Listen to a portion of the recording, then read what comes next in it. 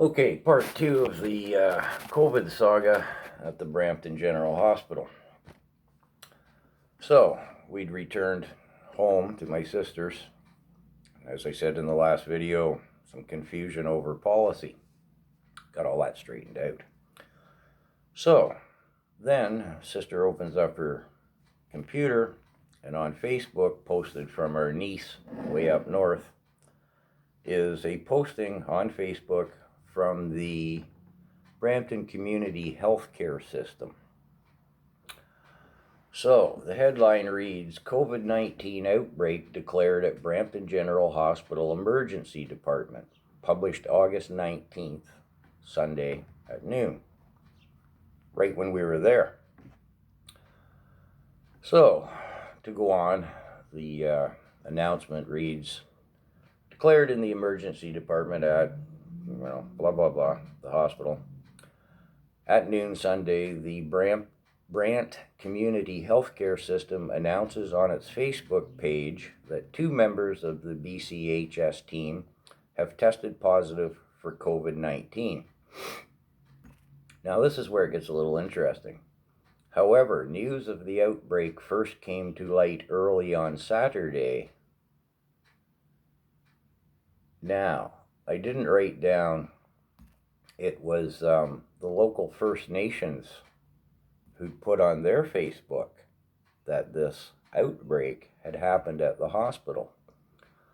So obviously the hospital, or the Brant Community Healthcare System, wasn't going to say anything about it until the local First Nations dined them out. Said, hey, we're aware of this. So this is again the Brant Community Healthcare System responding. However, news of the outbreak first came to light early on Saturday due to the aforementioned intervention. The unit notice dated Friday, August 7th, indicating the outbreak was declared Thursday.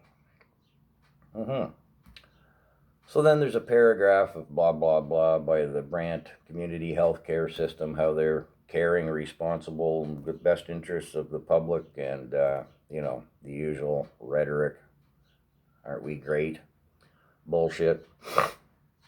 And then the next paragraph, it says, the total number of confirmed cases since the pandemic began stands at 149, with 133 people having recovered and 4 deaths. Is that in the hospital, the community, the county, what? I had to research that a little bit. That's Brantford City proper. 149 cases with 133 people having recovered and 4 deaths. So 133 and the 4 deaths is 137, leaving 12 people unaccounted for in their statistics.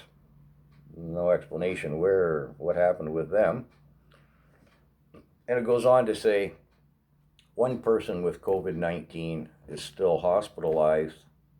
It said something about one of the individuals being younger than 20 years of age. And that's it.